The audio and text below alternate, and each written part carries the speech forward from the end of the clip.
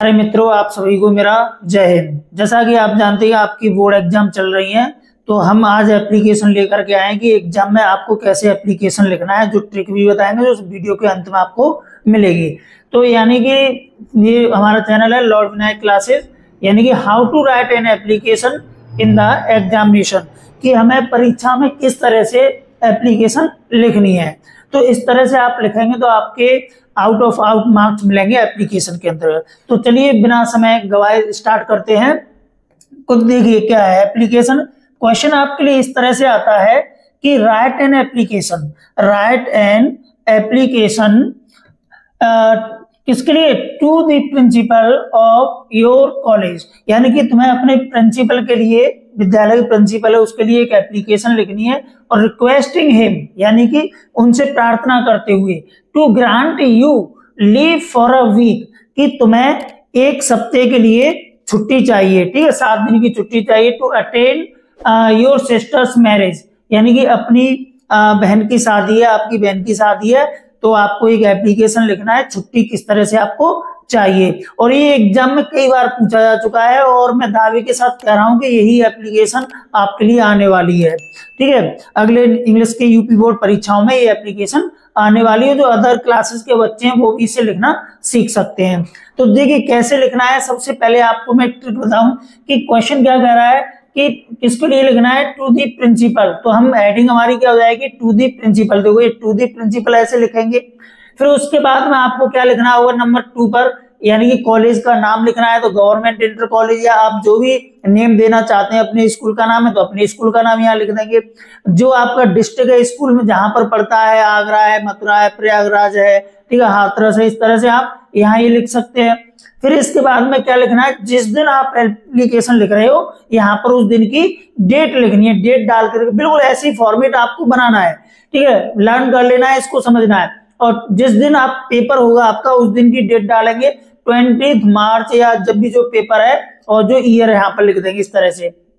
फिर इसके बाद में क्या लिखना है? Subject.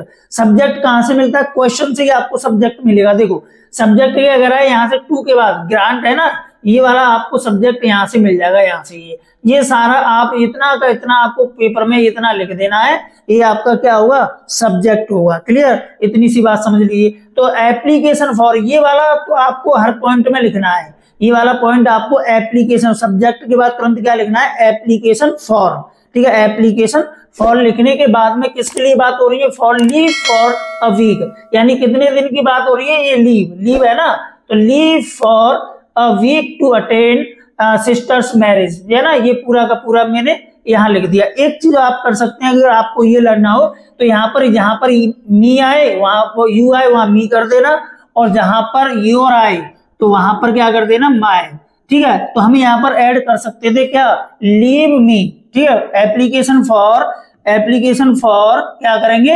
Leave me for a week to attend my, यहाँ पर हम माय शब्द भी लगा सकते थे, ठीक है। ऐसे भी आप करके आ सकते हैं।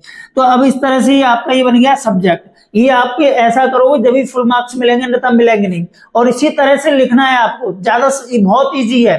तो कुछ सेंटेंस आपके माइंड में होनी चाहिए। तो यहाँ पर सब्जेक्ट हो गया। फिर इसके बाद में लिखेंगे रेस्पेक्टेड सर, और ये सीक्वेंस ऐसे ही चलना है, ठीक है, इधर उधर नहीं लिखना है, बिल्कुल ऐसे ही लिखना है, रेस्पेक्टेड सर, ठीक है। फिर कॉमा लगाना है आपको, इन पर यहाँ पर कॉमा लगाना है, यहाँ कॉमा लगाने हैं। फिर इसके बाद में आप क्या लिखोगे? आगे हम देखेंगे, आगे आपको क्या लिखना है कि जो मेन पार्ट होता है बॉडी, है ना, इसका, तो ये वाला ये लिखना है। जैसे आपने अभी तक क्या पढ़ा है? Most respectful I have to say no, आपको अब नया वर्ड यूज करना है विद। कौन सा यूज करना है? With most humble. कौन सा यूज करना है? विद मोस्ट हम्बल, ये वाला पार्ट ही आपको यूज करना है। तो यहाँ क्या लिखेंगे कि देखो क्या लिखना है आपको कि विद मोस्ट हम्बल, इसका मतलब क्या होता है? अत्यधिक विनम्रता के साथ। आई वेक टू से, मैं कहता हूं, ये तो समझ रहे हो ना। मोस्ट रेस्पेक्टफुल के स्थान पर एक नया वर्ड आपको सीख लेना है, मोस्ट, विद मोस्ट हम्बल, ठीक है। आई वेक टू से दैट, मैं कहता हूं कि आई एम ए स्टूडेंट, ये तो आप जानते हैं, ये लिखते ही हम पढ़ते चले आए हैं। तो देखो आपको थोड़ा सा ही लिखना है। क्या करना है? I am a student of your college, मैं आपके कॉलेज का ही क्या हूं? छात्र हूं, ठीक है। ऑफ क्लास, कौन सी क्लास का है? वहां पर वो क्लास डाल देंगे, 10th के, तो 10th 11th जो भी आपकी क्लास है वो क्लास डाल दें। और फिर सेक्शन 10th है। क्लियर? इस तरह से ही हो गया। फिर इसके बाद में आपको क्या बताना है कि आई वुड लाइक टू, क्योंकि हम एप्लीकेशन लिख रहे हैं ना तो उनका ध्यान आकर्षित करेंगे प्रिंसिपल के तरफ। तो यहाँ पर एक वर्ड ये आपको लिखना, I would like to draw your attention.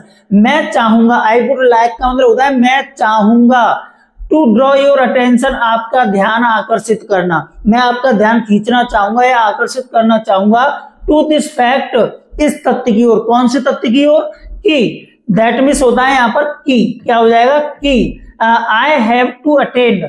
देखिए जो उसी में दे रखा है क्वेश्चन में कि है ना, देखो यहाँ पर आप देखेंगे कि देखो हमने क्वेश्चन में दे रखा है यानी अटेंड है ना, टू अटेंड योर सिस्टर्स, तो वही चीज हम यहाँ पर लिख देंगे कि आई हैव टू अटेंड, मुझे क्या करनी है? अटेंड करनी है। I have to attend my, ठीक है, माय क्या हो गया, लाइन कहाँ गई? I have to attend my, ठीक है, मैरिज, क्या अटेंड करनी है? शादी, ऑफ माय सिस्टर, मेरी बहन की, मुझे अपनी बहन की शादी जो है क्या करनी है? अटेंड करनी है। I have to attend, I have to attend, तो मेरे साथ बोलो I have to attend my sister's marriage, I have to attend my sister's marriage, है ना, इस तरह से। कौन से दिन शादी हो रही है? तो आप 7 दिन की छुट्टी ले रहे हैं तो काउंट कर लेंगे वहां से, ठीक है, जैसे जिस दिन का पेपर हो वहां से उस दिन से पेपर काउंट करेंगे। जैसे 27 मार्च का है मान लो, तो 27, 7, 8, 9, 10, ठीक है, 30 हुई, 31, 11, 31 का होता है, तो ये कितना हो गया? 1, 2 और 3, ठीक है, सप्ताह हो गया 8 दिन का, और 7 डेज की मांगेंगे तो आगे कर देंगे, है ना। तो यहाँ पर हो गया 3 अप्रैल 2000, यानी इतने डेट को मुझे शादी को क्या करना है? अटेंड करना है। और अब इसके बाद भाई ठीक है मान लो, तो तुम क्या करोगे? इतने दिन की छुट्टी करे, शादी तो करनी है। अरे भाई, तो यहाँ पर हम एक रीजन देंगे, being the only son of my parents, एकमात्र संतान होने के कारण, मैं एकमात्र पुत्र हूं अपने माता पिता का, अकेला ही, और मेरा कोई भाई नहीं है, ठीक है। तो अकेले हो तो क्या करो, तुम्हारे फादर भी अकेले होंगे, जब अकेले होंगे तो उनकी हेल्प करना चाहोगे, तो यहीं पर लिख देंगे being the only son of my parents, अपने माता पिता की एकलौती संतान होने के नाते, बीइंग का मतलब होता है के नाते, के नाते, ठीक है, और एकलौती संतान होने के नाते, किसकी संतान? ऑफ माय पेरेंट्स, अपने माता पिता की। तो मुझे क्या करना है? I have to help my father, तो I have to, I miss मुझे, और हैव टू हेल्प मैंने क्या होगा? सहायता करनी है, तो करनी है, तो इसका हैव टू का मतलब नानी ने के अर्थ में आता है, नानी ने, ठीक है, मुझे हेल्प करनी है कि माय फादर, अपने पिता की, मुझे अपने पिता की क्या करनी है? हेल्प करनी है। किसमें हेल्प करनी है? इन मेकिंग द अरेंजमेंट्स, यानी इन मेकिंग मींस बनाने में, द अरेंजमेंट्स का मतलब क्या होता है? व्यवस्थाएं करवाने में मुझे अपने पिता की हेल्प करनी है। So I can't attend the class, ठीक है, तो यहाँ पर क्या बात हो रही है? सो इसीलिए आई कांट यानी आई कैन नॉट अटेंड, मैं अटेंड नहीं कर सकता हूं द क्लास को, फ्रॉम 27 मार्च यानी 27 मार्च 2025 से लेकर के 3 अप्रैल 2025 तक, ठीक है, 3 अप्रैल 2025 तक। फिर इसके बाद में लिखना है देयरफॉर, इसीलिए, आई रिक्वेस्ट यू। अब ये कोई आई रिक्वेस्ट यू, देयरफॉर एक वर्ड है, आपको लिखना है, इतना आपको लिखना है, देख कुछ याद नहीं करना है, सिर्फ क्वेश्चन ही करना है, एक वर्ड ही करना है, और एक आपको ये लर्न कर लेना है, ठीक है। With most humble I beg to say I M student, ये तो आप करते चले आ रहे होंगे, है ना। तो यहाँ लिख देंगे देयरफॉर का मतलब होता है इसीलिए, इसीलिए क्या होता है इसका मतलब? इसीलिए। आई रिक्वेस्ट में मैं प्रार्थना करता हूं आपसे, टू क्या करें? ग्रांट मी, मुझे स्वीकृति दें, लीव फॉर 1 वीक, 1 सप्ते की, मुझे 1 सप्ते की छुट्टी दें, कितनी तारीख से? फ्रॉम 27 मार्च टू 3 अप्रैल 2025 तक, ठीक है। इसके बाद में आपको क्या लिख देना? I will be highly obliged to you for ever, ये वाली लाइन और लर्न कर लेनी है आपको। I will be highly obliged, मैं अत्यधिक क्या होऊंगा? आभारी रहूंगा आपका, हमेशा। फॉर एवर का मतलब क्या होता है? हमेशा। क्या होता है? हमेशा, हमेशा के लिए, ठीक है। फॉर एवर का मतलब क्या होता है? हमेशा के लिए, मैं आपका हमेशा के लिए आभारी रहूंगा। फिर लिखना है आपको थैंकिंग यू, ठीक है। फिर योर्स में एस लगा के आना है, योर नहीं करना है, योर ओबीडियंटली नहीं होता है, योर्स ओबीडियंटली होता है। देखो ये एस लगाया है हमने, योर्स ओबीडियंटली, आपका आज्ञाकारी। ओबीडियंटली की स्पेलिंग लर्न कर लेना, ठीक है, ये गलत ना हो जाए, OVEDIENTLY। फिर यहाँ पर क्या लिखना है? Right here your roll number. फिर आपको बोर्ड एग्जाम में जो आपका रोल नंबर है ना, वो वाला रोल नंबर आपको यहाँ पर लिख देना है। आपको अपना नेम और स्थान नहीं लिखना है, तो आपकी एप्लीकेशन रॉन्ग हो जाएगी। ठीक है, तो इस तरह से आपको ये एप्लीकेशन लिखनी है और लर्न कर लेना। एक बार आप लिखोगे प्रैक्टिस हो जाएगी। देखो आपको कौन सी आती है, टू दी प्रिंसिपल, ये हम जानते हैं। कॉलेज का नाम, कॉलेज के नाम के बाद दूसरे पॉइंट पर क्या लिखोगे, यानी कि आपका जो स्थान है कॉलेज कहाँ पर है उस स्थान का नाम, फिर डेट अवश्य ऊपर ही डालेंगे, नीचे डेट नहीं डालते हैं आप। ठीक है, नए फॉर्मेट के अनुसार, नई शिक्षा नीति के अनुसार अब आपको क्या करना है, डेट ऊपर ही डालनी है। फिर रेस्पेक्टेड सर नहीं लिखना है, रेस्पेक्टेड सर अवश्य लिखना है, फिर कॉमा लगाना है। फिर उसके बाद में विद मोस्ट हम्बल ये करना है। फिर जो क्वेश्चन है ना कि मुझे अपनी बहन में शादी को अटेंड करना है, तो ये कर दिया।